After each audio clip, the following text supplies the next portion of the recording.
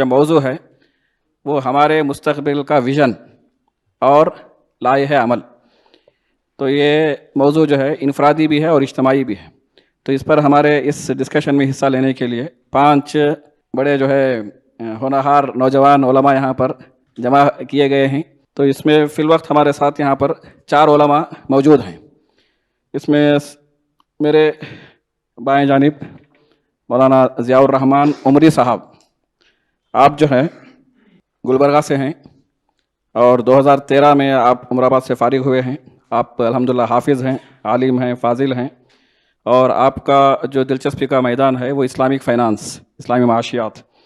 آپ نے اس میں ملیشیا سے ماسٹرز کیا ہے اسلامک فائنانس پر. موضوع پر مختلف ویبینارز آپ نے کنڈکٹ کیے ہیں، ورکشاپس آپ کرتے ہیں، اور عمر آباد میں جو 2 سالہ کورس معاشیات پر شروع کیا گیا ہے اس کا پورا سلیبس ڈیزائن کرنے میں بھی آپ کا جو ہے رول شامل ہے. اور آمدنی کے حوالے سے حلال آمدنی کے جو ذرائع ہیں، پھر انویسٹنگ کے سلسلے میں، انویسٹمنٹس کے سلسلے میں شریعت کی جو رہنمائی ہے اس حوالے سے آپ کی جو ہے تخصصات ہیں. تو الحمدللہ آپ ہمارے اس پینل ڈسکشن میں شریک ہیں. یہ جو سیشن ہے یہ سیشن نوجوانوں سے سننے کے لیے ہے کہ ہمارے وہ نوجوان جو مختلف محاذوں پر کام کر رہے ہیں ان کا جو ہے تعارف ہو، ان کے کام کا تعارف ہو، اور دیگر جو علماء شریک ہیں ان کو ترغیب کا باعث بنے. تو اس مقصد سے یہ سیشن رکھا گیا ہے. اور مستقبل کا ویژن کیا ہونا چاہیے، کیا ہو سکتا ہے، کام کے میدان کیا ہیں، ان سب کے سلسلے میں ہمارے یہ پینل ممبرز انشاءاللہ رہنمائی کریں گے. تو میں ہمارے پینل ممبرز سے گزارش کروں گا کہ آپ نے اپنی جو دلچسپیوں کا میدان چنا ہے اس کے حوالے سے مزید تفصیلات ہمارے آج کے جو شرکائے کارگاہ ہیں ان کے روبرو پیش کریں. مولانا ضیاء الرحمن صاحب سے میں گزارش کروں گا کہ اسلامی معاشیات کے سلسلے میں ان کا جو کام ہے اس کا مختصر تعارف ہمارے سامنے کرائیں. اعوذ باللہ السمیع العلیم من الشیطان الرجیم من ہمزہ ونفخہ ونفثہ بسم اللہ الرحمن الرحیم. یا ایہا الذین آمنوا اتقوا اللہ وذروا ما بقی من الربا ان کنتم مؤمنین. محترم علماء کرام، سب سے پہلے تو اللہ رب العالمین کا میں شکر گزار ہوں کہ اس نے مجھے آپ احباب کے سامنے انتہائی اہم موضوعات کے تعلق سے نہ صرف سننے کا بلکہ بہت کچھ سیکھنے کا اللہ تعالیٰ نے موقع عنایت فرمایا. اس کے بعد میں ذمہ داروں کا بھی شکر گزار ہوں کہ انہوں نے یہاں جو ہے ہم کو بلایا اور ہمیں بولنے کا موقع دیا. محترم سامعین، جب فراغت ہو رہی تھی تو اسے 1 آدھ سال پہلے ذہن میں آیا کہ آگے زندگی میں کرنا کیا ہے. تو الحمدللہ عمر آباد کی ایک خاصیت یہ ہے کہ وہاں بہت ہی وسعت نظری کے ساتھ بچوں کو ہر میدان میں آگے بڑھنے کا حوصلہ دیا جاتا ہے. تو ہمارے زمانے میں اسلامک بینکنگ اور اسلامک فائنانس کے تعلق سے جو بڑے بڑے علماء کام کر رہے ہیں پوری دنیا میں، ان میں سے کچھ احباب ہمارے مدرسے آئے. جیسے اس میں سے مولانا تقی عثمانی صاحب ہیں جن کو اسلامک فائنانس کا اس وقت گرو کہا جاتا ہے، سب سے زیادہ ان کی بات مانی جاتی ہے. اس کے علاوہ جو ہے مفتی برکت اللہ صاحب قاسمی ہیں جو کہ لندن میں مقیم ہیں. تو ان احباب سے سننے کے بعد اس بات کا احساس ہوا کہ بہت سارے مواقع ہیں، لیکن ایک موقع یہ بھی ہو سکتا ہے کہ امت کی اس معاملے میں، خاص طور پہ فائنانس، بزنس، اور اس میں اسلامی طریقے سے انویسٹمنٹ کرنا، اسلامی طریقے سے کاروبار کرنا جو کہ خود ہندوستان کے قوانین کے بھی مطابق ہو، اس تعلق سے بہت کم رہنمائی ہو رہی ہے. تو جو کچھ ہو رہا تھا وہ یہ تھا کہ بس کسی معاملے میں حلال یا حرام کا فتویٰ دے دیا جاتا تھا اور اس کے بارے میں الٹرنیٹیو سامنے نہیں آتا تھا. تو جب یہ کورس پڑھایا گیا تو احساس ہوا کہ بہت سارے معاملات میں بس تھوڑا سا اس کو اگر ہم موڈیفائی کر دیتے ہیں تو وہ چیز نہ صرف یہ کہ حلال ہو جاتی ہے بلکہ وہ ایک ضرورت کو پورا بھی کرتی ہے معاشرے کی، اور ساتھ میں جو رولز ہیں انڈین گورنمنٹ کے وہ بھی پوری آسانی کے ساتھ آپ اس کو بھی کمپلائی کر سکتے ہیں، اس کو بھی فالو کر سکتے ہیں. تو جب اس بات کا احساس ہوا تو شوق ہوا کہ اس میں مزید پڑھنا چاہیے، اس میں آگے بڑھنا چاہیے.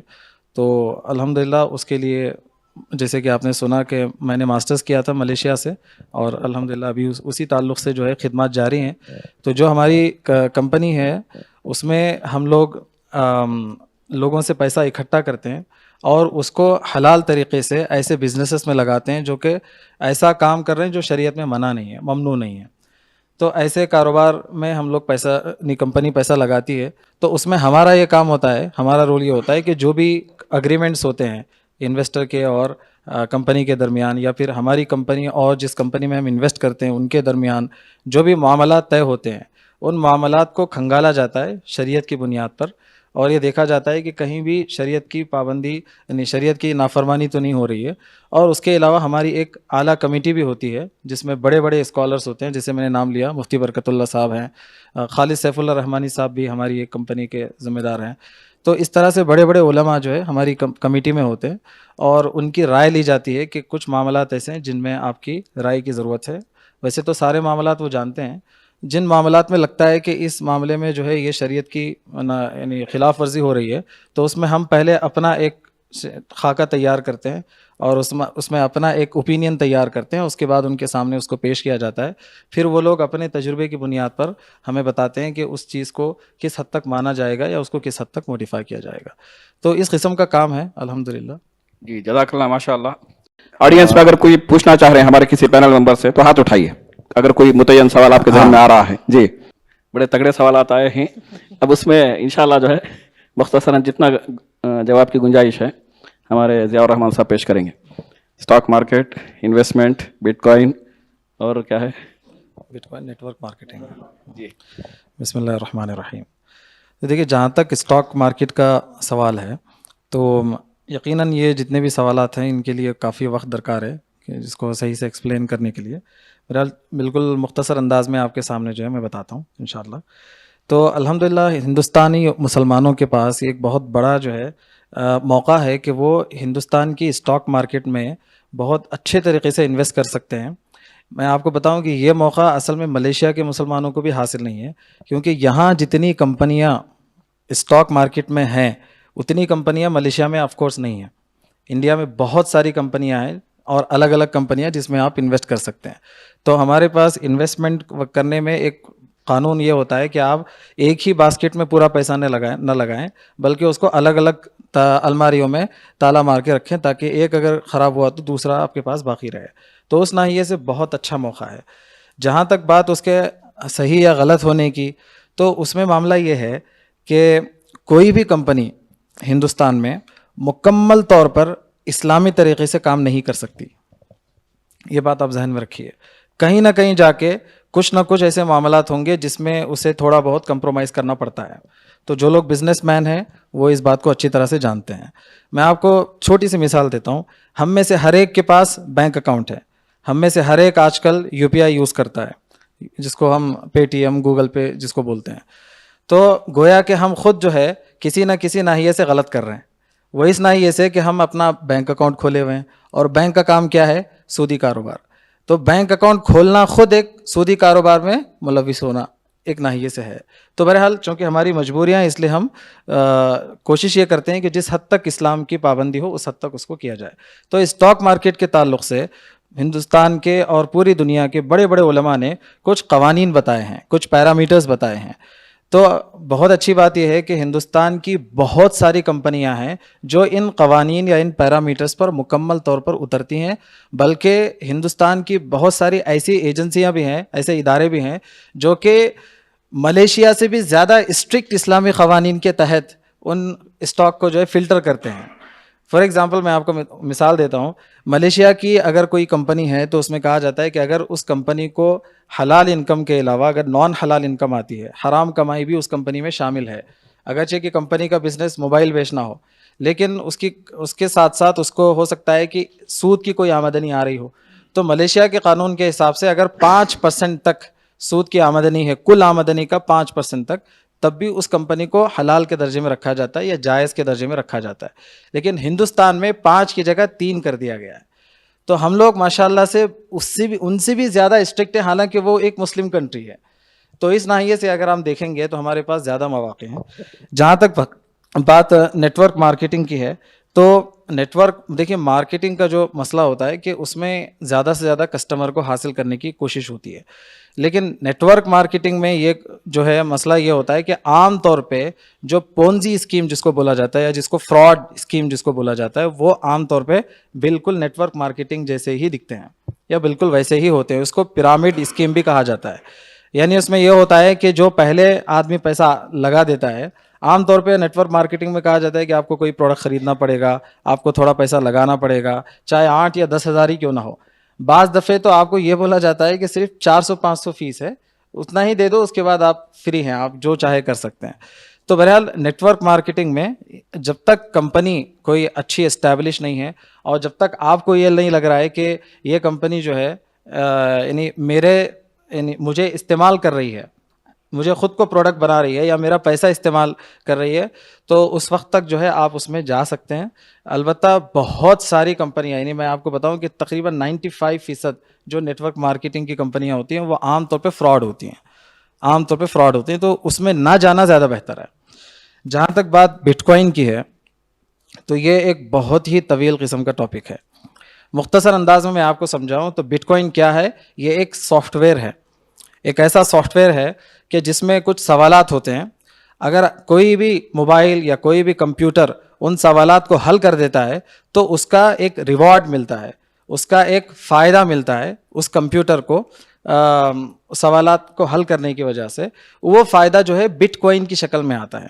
یعنی آپ کے ویلٹ میں, جیسے آپ اپنے ویلٹ میں پے ٹی ایم کے ویلٹ میں اپنے روپیز ڈالتے ہیں, بالکل اسی انداز سے جیسے ہی وہ کمپیوٹر اس سافٹ ویئر کا سوال حل کر دیتا ہے تو ویسے بالکل اس کی فوری بعد آپ کے ویلٹ میں کچھ کوائنس آ جاتے ہیں. اب وہ جو کوائنس ہیں وہ دنیا سمجھتی ہے کہ بہت اہم ہیں.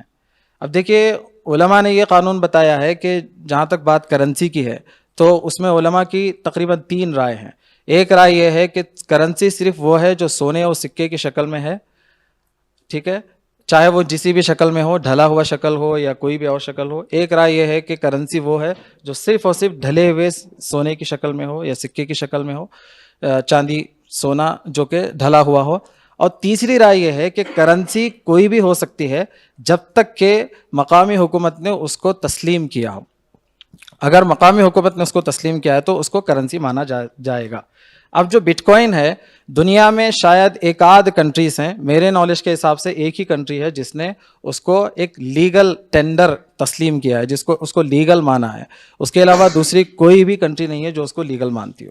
لیکن اس کے باوجود بٹ کوائن جو ہے ایک بہت زیادہ ایکسیپٹیڈ کرنسی ہے, اور یہ کہا جاتا ہے کہ جب دنیا مارس میں جانے لگے گی, لوگ مارس کا سفر کریں گے یا مون میں جانے لگیں گے, تو اس وقت کرنسی کا جو استعمال ہوگا یہ روپے پیسے میں نہیں ہوگا, ایک سینٹرلائز کرنسی ہوگی, انٹرنیشنلائز کرنسی ہوگی, بلکہ انٹر پلانیٹری کرنسی آپ اس کو بول سکتے ہیں کہ ہر پلانٹ میں آپ اس کو یوز کر سکتے ہیں. تو شاید اس وقت اس کا استعمال ہو سکتا ہو, لیکن فی الحال جو ہے اس کا استعمال نہیں ہے. 8:20 کو گفتگو مکمل ہونا ہے. انشاءاللہ ہمارے بقیہ جو علماء ہیں ان کے منصوبے شیئر کریں گے. اس کے بعد مولانا رضی الاسلام ندوی صاحب ہم سب کی رہنمائی کریں گے کہ ہمارا ویژن کیا ہو, کیسے ہم آگے بڑھیں, کیا ہمارا خواب ہونا چاہیے. مولانا انشاءاللہ 15 منٹ ہماری رہنمائی کریں گے. تو اس سے پہلے ہم جو ہے ضیاء الرحمن صاحب سے سننا چاہیں گے کہ اسلامی معاشیات کے حوالے سے ان کے کیا پروجیکٹس ہیں, کیا منصوبے ہیں, غیر سودی نظام کے سلسلے میں کیا کوئی خاکہ ان کے پاس ہے, جو کوششیں ہوئی ہیں اس کا بھی تذکرہ مزید آپ جو ہے شامل کر سکتے ہیں. بسم اللہ الرحمن الرحیم. تو دیکھیے جو منصوبے ہیں وہ میں نے ان کو 2 حصوں میں بانٹا ہے سمجھنے میں آسانی کے لیے. تو پہلا جو ہے منصوبے کے تحت کچھ کام ہے جو کہ اکیڈمک لیول پہ کرنا ہے, لٹریچر ہے, اکیڈمکس ہے, بکس ہے. تو بہت سارے اویئرنیس لانے کی ضرورت ہے لوگوں میں, لوگوں کو انتباہ کرنے کی ضرورت ہے. پونزی اسکیمز ہیں, جیسے آپ جانتے ہیں بنگلور میں تقریباً 25 ایسی کمپنیاں آتی ہیں جنہوں نے لوگوں کو دھوکہ دیا ہے. اور اس میں بہت ہی عجیب بات یہ ہے کہ کچھ علماء بھی اس میں شامل ہو گئے, بنا سوچے سمجھے انہوں نے فتوے دے دیے کہ یہ ان کمپنیوں میں انویسٹ کرنا حلال ہے, اور اس کی وجہ سے لوگوں نے انویسٹ کیا اور ان کا بہت سارا پیسہ ضائع ہوا ہے. تو اس تعلق سے لوگوں کو اویئر کرنے کی بہت سخت ضرورت ہے.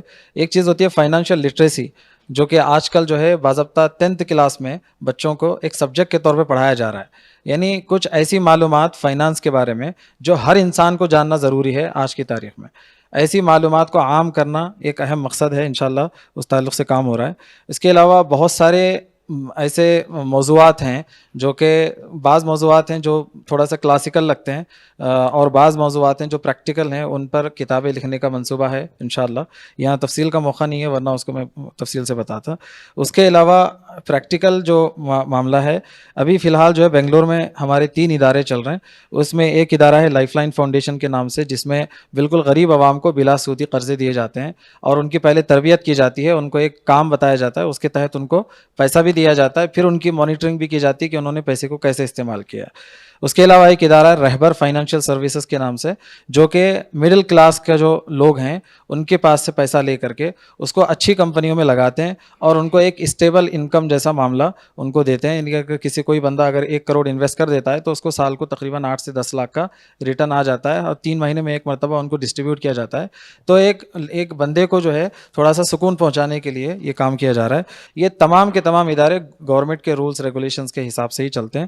اس کے علاوہ کام ہو رہا ہے کہ ہم انشورنس کا ایک اسلامی نظام قائم کریں. الحمدللہ ہم نے جو ہے ہمارے پینل ممبرز سے مختلف پہلوؤں پر گفتگو ملاحظہ کی، ان کے منصوبے پر بھی ہم نے گفتگو کی ہے. معذرت کے ساتھ عتیق صاحب سے مفصل گفتگو مزید ہم نہیں کر سکے چونکہ وقت آگے بڑھ چکا ہے اور مولانا سے ہمیں رہنمائی حاصل کرنا ہے. تو میں محترم مولانا سے گزارش کروں گا کہ درمیان میں تشریف لائیں اور تبصرہ انشاءاللہ مولانا کریں گے. انشاءاللہ ہم سب ان سے استفادہ کریں گے. بسم اللہ الرحمن الرحیم، نحمدہ و نصلی علی رسول الکریم. ہمارے پینلسٹ نے صرف 2 موضوعات پر گفتگو کی ہے. اب تک انہوں نے کیا کام کیا ہے اور دوسرے آئندہ کے ان کے کیا منصوبے ہیں. تو میرا کام صرف یہ ہوگا کہ میں ان کا خلاصہ بیان کر دوں، یا میں نے ان کی باتوں سے جو انسپائریشن محسوس کیا ہے اور وہ باتیں جن میں آپ کے لیے بھی انسپائریشن ہے ان کا میں خلاصہ نکات کی شکل میں بیان کرتا ہوں. نمبر 1، ہمیں یہ معلوم ہوا کہ ہم کو کوئی ہدف متعین کرنا چاہیے، بغیر کسی مقصد کے، بغیر کسی بس یوں ہی پڑھ لیا اور آئندہ زندگی میں کیا کرنا ہے اس کے بارے میں بھی متعین ہمارا کچھ نہیں ہے، تو اس سے کوئی کامیابی نہیں مل سکتی. ہم ایک پہلے منزل طے کریں کہ ہم کو فلاں منزل تک پہنچنا ہے، تو ہم اس کی طرف ہم قدم بڑھائیں گے، چلیں گے. ہمیں کہاں سفر کر کے دلی سے بنگلور مجھے آنا ہے تو میں اس کے لیے میں تدابیر اختیار کروں گا، لیکن نہ ہماری منزل متعین ہے نہ ہدف متعین ہے. بس ہم نے تعلیم حاصل کر لی ہے، وہ آئندہ جو کچھ موقع ملے گا وہ کر لیں گے. تو اس سے پھر آدمی کے اندر جذبہ پیدا نہیں ہوتا ہے، آگے بڑھنے کی امنگ پیدا نہیں ہوتی ہے. تو پہلی چیز ہے کہ ہم کو یہ متعین کرنا چاہیے کہ ہم زندگی میں کیا کرنا چاہتے ہیں، کیا بننا چاہتے ہیں، اپنے ہمارا ہدف کیا ہے، گول کیا ہے، یہ ہم کو واضح طور سے متعین کرنا چاہیے. دوسری چیز یہ ہے کہ ہم اپنے لیے کسی میدان کو خاص کریں، کوئی تخصص کا میدان اختیار کریں. یہ بھی چیز بہت ضروری. بہت علوم شاخ در شاخ بہت ہو گئے ہیں، تو کسی ایک علم میں، کسی ایک فن میں بھی معلومات ہونا کافی نہیں ہے، بلکہ اس فن کی کسی ایک خاص برانچ میں ہم اپنے لیے اس کو منتخب کریں، یہ بہت ضروری ہے. مثال کے طور سے میڈیسن میں، ڈاکٹری میں جنرل فزیشین ہوتا ہے. آج کے دور میں جنرل فزیشین کی بھی کوئی اہمیت نہیں ہے. ڈاکٹری کے فن میں بھی بہت سی شاخیں ہو گئی ہیں. آج اس شخص کی ویلو ہے، اہمیت ہے، اس سے لوگ رجوع کرتے ہیں جو کہ کسی فن کی کسی ایک شاخ میں اس کو اختصاص حاصل ہے. تو گیا کہ ہم اپنے لیے کسی بھی علم کی کوئی ایک جو شاخ ہے اس کو منتخب کریں. اور اسی میں ایک تیسرا نقطہ یہ ہے کہ ہم تخصص کے اس میدان میں مہارت حاصل کرنے کی کوشش کریں، جس کو اس اصطلاح میں اتقان سے تعبیر کیا جاتا ہے، پرفیکشن. اس میں ہم کو اعلیٰ ترین معلومات حاصل ہوں، جدید ترین معلومات حاصل ہوں، اور اس میں ہم کو مہارت حاصل ہو. یہ بہت ضروری. اللہ کے رسول صلی اللہ علیہ وسلم کی ایک حدیث ہے، ان اللہ یحب اذا عمل احدکم عملا ان یتقنہ. اللہ تعالیٰ کو یہ چیز محبوب ہے کہ جب آدمی کوئی کام کرے تو اس کو اعلیٰ معیار پر انجام دے. آپ خطیب بنے تو اعلیٰ خطیب بنے، بہترین آپ خطیب بنے. رائٹر آپ بننا چاہتے ہیں تو بہترین آپ رائٹر بنیں. آپ اپنے اندر ٹرانسلیشن کی صلاحیت پیدا کرنا چاہتے ہیں تو بہترین ٹرانسلیٹر آپ بنیں. تو گویا کہ کسی فن کو، کسی میدان کو، تخصص کے میدان کو آپ اختیار کریں تو لازمی ہے کہ اس میں آپ اعلیٰ ترین مقام حاصل کرنے کی کوشش کریں. ورنہ اگر آپ نے کوئی میدان خاص بھی کر لیا ہے لیکن اس میں آپ کا کوئی امتیاز نہیں قائم ہوا ہے تو پھر اس دنیا میں، مارکیٹ میں آپ کی کوئی ویلو نہیں ہوگی. چوتھی چیز ہے محنت. خواہش کافی نہیں، ارادہ کافی نہیں، اور تخصص کا میدان کافی نہیں. اگر آپ اس میں اعلیٰ معیار تک پہنچنا چاہتے ہیں تو اس کے لیے ضروری ہے محنت کرنا. اس کے لیے آپ کو دن رات ایک کرنا پڑے گا. 4-5 گھنٹے 6 گھنٹے موبائل میں وقت گزار کے، کھیل کود کر کے آپ مہارت حاصل آپ نہیں کر سکتے. محنت محنت محنت. جس فن میں بھی آپ اعلیٰ معیار تک پہنچنا چاہتے ہیں اس کے لازم ہے کہ آپ اس میں ڈوب جائیں، اس میں غرق ہو جائیں، اس میں محنت کریں. آپ کا سونا جاگنا اٹھنا بیٹھنا بس اسی فن میں معلومات حاصل کرنے کے لیے ہو. ایک عربی شاعر کا شعر یاد آ رہا ہے، بقدر القد تکتسب المعالی ومن طلب العلا سہر اللیالی ومن طلب العلا من غیر قد اضاع العمر فی طلب المحالی. تو محنت کرنا ہے تو آپ کو رات دن ایک کرنا ہوگا، جاگنا ہوگا، اپنے سونے کے اوقات کم کرنے ہوں گے، کھیل تفریح کے اوقات کم کرنے ہوں گے، ورنہ محض خواہش سے کبھی کوئی چیز حاصل نہیں کی جا سکتی. پانچویں چیز ہے جو ایک بات آئی ہے، ہمیں ملت کی فلاح پیش نظر رکھنا ہے. ہم کوئی بھی کام کر رہے ہیں ہم یہ دیکھیں کہ اس کا کیا نتیجہ ہوگا. ہمارے اس کام سے ملت میں انتشار ہوگا کہ ملت میں کو کوئی فائدہ حاصل ہوگا. ہم کسی موضوع پر کوئی تحقیق کر رہے ہیں، ہماری اس تحقیق جو ہے وہ اس میں ملت کے 2-3 ٹکڑے ہو جائیں، کسی کی کوئی رائے ہو کسی کی کوئی رائے، تو ہماری تحقیق چاہے جتنی اعلیٰ معیار کی ہو اس سے کوئی فائدہ نہیں. ایک زمانے میں میں نے تحقیق کی، حضرت ابراہیم علیہ السلام پر میں نے کے ندوے میں فضیلت کا مقالہ لکھا. تو اس میں ایک نکتہ ہے، کیا ہندوؤں کے رام جو ہیں وہ کیا ابراہیم ہیں؟ تو ہم نے ہندوستان کے بہت سے علماء سے خط و کتابت کی، تو خاصے علماء نے مجھ کو ایسا مواد فراہم کیا جس سے معلوم ہوتا ہے کہ ہاں یہ ایسا اس کا قوی امکان ہے کہ ہندوؤں کے رام جو ہیں وہ حضرت ابراہیم علیہ السلام ہی ہوں. تو بڑا اچھا لگا مجھے. میں نے اپنے فضیلت کے مقالے میں وہ سب مواد شامل کیا. لیکن جب میں نے اپنے اس فضیلت کے مقالے کو اردو میں منتقل ہوا، جب میں نے کیا تو میں نے وہ ساری بحث کو، مجھے لگا یہ واہیات ہے، اس لیے کہ اس سے امت کو کوئی فائدہ نہیں ہوگا بلکہ انتشار ہی ہوگا. میں نے میں نے بہت محنت سے وہ مواد اکٹھا کیا تھا، اس مواد کو سارے کو میں نے ضائع کر دیا. تو ہمیں ہر کام میں ہمیں یہ دیکھنا چاہیے کہ اس کا اثر کہاں پڑے گا، نتیجہ کہاں پہ ہوگا، اس سے امت کو کچھ فائدہ ہوگا یا نہیں ہوگا، اس سے امت کو انتشار ہوگا. تو ہم جب نتیجے پر ہماری نظر ہوگی تو ہماری اس طرح کی تحقیقات سے فائدہ ہوگا. اور ایک بات یہ آئی کہ ہم میں سے ہر شخص کو یہ کوشش کرنی چاہیے کہ اسلام پر جو اعتراضات کیے جا رہے ہیں یا اسلام کے بارے میں جو غلط فہمیاں عام کی جا رہی ہیں ان کا ہم ازالہ کرنے کی کوشش کریں. ہمارا تعلق جو طبقہ علماء سے ہے، ہم کو اس کے بہت سے مواقع ملتے ہیں، ہمارا سماج سے رابطہ ہوتا ہے، ہمارا مسلم نوجوانوں سے رابطہ ہوتا ہے. مسلمانوں کی جو نئی نسل ہے اس میں الحاد بہت تیزی سے فروغ پا رہا ہے، اس لیے کہ وہ تعلیم گاہوں میں دوسرے مذاہب کے نوجوانوں کے ساتھ اٹھتے بیٹھتے ہیں. تو خود مسلمانوں میں بھی اسلام کے اساسیات پر، معتقدات پر ان کا ایمان متزلزل ہو رہا ہے. اور ہندوستان میں تو ہم دیکھتے ہیں کہ دوسرے مذاہب والوں کی طرف سے اسلام کی مختلف تعلیمات پر اعتراضات سامنے آ رہے ہیں. تو ہم اس خدمت کو اچھی طرح انجام دے سکتے ہیں. اسلام کی جن تعلیمات پر بھی اعتراضات کیے جا رہے ہیں ہم ان کا جواب فراہم کریں.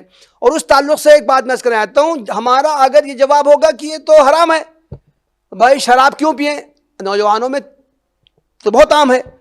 हम शराब क्यों न पिए, हम कहेंगे कि इस्लाम में हराम है, ये कुरान में हराम कहा गया है।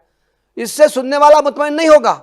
अगर हम अपनी जवाब को अकली इस्तदलाल उसके पीछे फराहम करें, ये बात गलत है, इसलिए कि हमारे हर इंसान के अक्ल इसका जवाब ये फराहम करती है। इससे वो सेहत पर गलत असर पड़ते हैं और चीज़ें फराहम करें। होमोसेक्सुअलिटी आज पूरी दुनिया में इसकी हिमायत की जा रही है, बड़े बड़े क्लब हो रहे हैं, अरबों खरबों रुपया इसमें सर्व किया जाता है। होमोसेक्सुअलिटी के बारे में अगर हम ये कहेंगे कि इस्लाम में इसको हराम कहा जाएगा, कौम लूत पर अज़ाब आया था, सुनने वाले मुतमईन नहीं होंगे। हमको ये कहना होगा कि इससे इंसान की सेहत खराब होती है, इंसानी समाज में अफरा तफरी पैदा होती है, ख़ानदान के ताने बाने बिखर जाते हैं। हम स्टेटिस्टिक के साथ ये बातें पेश करेंगे तो लोग हमारी बातों को सुनेंगे। और आखिरी बात यह है कि हमें बिला तफरीक मजहब रफ़ाही काम करने की कोशिश करनी चाहिए। हम 1000 तकरीरें कर लें, आदमी मुतासर नहीं होता है, थोड़ी सी उसके खिदमत करने, हमारी बात सुनने पर आदमी तैयार हो जाता है। जो मुस्लिम स्टूडेंट जो गैर मुस्लिम तलबा के साथ रहते हैं, उनके सामने इस्लाम पर वो लेक्चर देते रहें, उनके बात नहीं सुनी जाती है। अगर कोई गैर मुस्लिम तालिब इल्म साथी बीमार हो जाए, थोड़ी सी हम उसकी खिदमत कर दें, वो हमारा बेदाम ग़ुलाम बन जाता है। तो गोया कि हमें बिला तफरीक मज़हब रफ़ाही काम भी अंजाम देने की कोशिश करनी चाहिए। ये रफ़ाही काम हमें बग़ैर किसी मनफ़ात के अंजाम देना चाहिए, बग़ैर इस उम्मीद के अंजाम देना चाहिए कि उसके नतीजे में वो इस्लाम की बातें भी सुनेगा। ये हमको लाजमी फ़ायदा खुद ब खुद हासिल होगा। हमारा काम तो खिदमत आम करना है, रफ़ाही काम करना है, इसलिए कि इस्लाम में उसकी तालीम और तलक़ीन की गई है। उससे हमें जो फ़ायदे हासिल होंगे वो इजाफ़ी फ़ायदे होंगे। तो ये 6-7 पॉइंट जो हमारे पैनलिस्ट की गुफ्तगू से आए थे, वो मैंने आप हज़रात के सामने निकात की शक्ल में रखे। वाखिर दावाना अल्हम्दुलिल्लाह बिल आलमीन। माशाअल्लाह, अल्हम्दुलिल्लाह, जज़ाकल्लाह मौलाना। बड़े अच्छे अंदाज में आपने पूरी गुफ्तगू का खुलासा भी पेश किया है, सबब किया है और बेहतरीन रहनुमाई से हम सबको नवाजा है। हमारी इस महफ़िल में माविन अमीर अल-खा जमात इस्लामी हिंद कर्नाटक जनाब यूसुफ़ कन्नी साहब तशरीफ़ फरमा हैं। हम उनके भी शुक्रगुज़ार हैं और उन्हीं के दुआए कलिमात पर यह नशिश इंशाअल्लाह बर्खास्त होगी। 8:35 को अज़ा होगी, 8:50 को नमाज होगी। आप सब हजरात जो है खाने से फारिग होने के बाद जल्द से जल्द आराम करने की कोशिश फरमाइए, istirahat कीजिए और सुबह जो है फिर 9 बजे प्रोग्राम इंशाल्लाह हमारा शुरू होगा। तो मोहतरम जनाब यूसुफ़ कन्नी साहब से गुजारिश है कि दुआया कलिमात से इस नशिश का इख्तिताम फरमाएँ। बिस्मिल्लाहिर्रहमानिर्रहीम। ज़िम्मेदारान और उलमा इकराम, मुझे बहुत खुशी है आज के इस पैरेलल डिस्कशन में शरीक होकर के शिरकत का जो मौका मिला और एक हौसला मिला हमें भी। ऐसा लगता है कि हिंदुस्तान का मुस्तकबिल बहुत रोशन है इंशाअल्लाह, और मायूसी नहीं है। ये नौजवान उलमा ने जिन कलिमात को, जिन बातों को पेश किया है ना, मैं यकीन दिलाता हूँ आपको कि दूसरी और कौमों के अंदर नौजवानी के आलम में इस तरह के मौज़ूआत पर वो गुफ्तगू नहीं कर सकते। सही है। अब ये है हमारे लिए दर्स कि हम इसी तरह से अपने मैदान का इंतखाब कर लें। मैं अक्सर कहा करता हूँ कि हिंदुस्तान की जो मिट्टी है ना, इसमें इस्लाम की बू आती है। मैं कभी कभी मिट्टी को लेकर सूंघता हूँ तो उसमें इस्लाम की बू आती है, और हिंदुस्तान का मुस्तकबिल भी इस्लाम है। बस आपसे गुजारिश ये है कि इस मैदान को, जिस मैदान में काम करने का मौका अल्लाह ने आपको दिया है ना, उसका भरपूर फ़ायदा उठाइए। इंशाअल्लाह आप देखेंगे कि ये मुल्क इस्लाम की राह को इख्तियार करेगा। मैं दुआ करता हूँ अल्लाह तबारक व तआला से कि अल्लाह ताला हमारे अंदर हौसला दे, हिम्मत दे और जोश और जज्बे के साथ अल्लाह पर तवक्कुल करते हुए इस्लाम के फ़रोग़ के लिए काम करने की तौफ़ीक़ इनायत करें। आमीन। व आखिरु दावाना अल्हम्दुलिल्लाहि रब्बिल आलमीन। जज़ाकल्लाहु खैरा। सुब्हानल्लाहि व बिहम्दिही, सुब्हानकल्लाहुम्मा व बिहम्दिका, नशहदु अल्ला इलाहा इल्ला अंता, नस्तगफिरुका व नतूबु इलैक।